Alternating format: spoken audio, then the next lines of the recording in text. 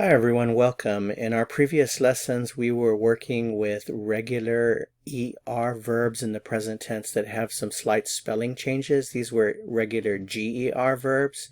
So in this lesson we're going to look at another subcategory of regular ER verbs, and these are verbs that end in CER, and they are similar to the GER in that they have a slight spelling change in the new form. So in the new form, you have to change the C to a s'est dit in order to preserve the S sound when you conjugate the verb. So let's go ahead and work with the verb to begin, which is commencer. Commencer.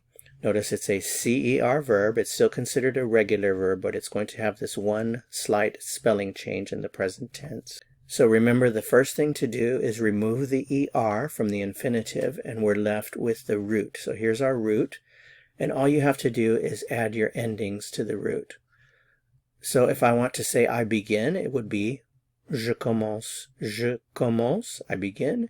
You begin. Tu commences. He begins, she begins, one begins. Il, elle, on commence. We begin. Nous. Okay, so here's where you have the spelling change. Notice what happens here. The C changes to the s'est dit. So instead of saying nous commençons, we say nous commençons. With the s'est dit, the pronunciation stays. Nous commençons. Nous commençons. We begin. Vous commencez. And they begin, il, elle, commence. Let's look at some examples.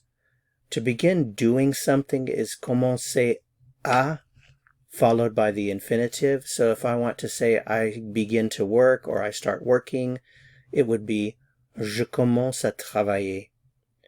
I begin to speak French or I begin speaking French, I would say je commence à parler français. I begin or I start to lose patience. Je commence à perdre patience. That's it for this lesson. Thanks so much for watching. If you found this helpful, I would appreciate it very much if you'd give it a like. To continue learning French and go on to the next lesson, click on the video that you see here on your screen. See you soon. À bientôt.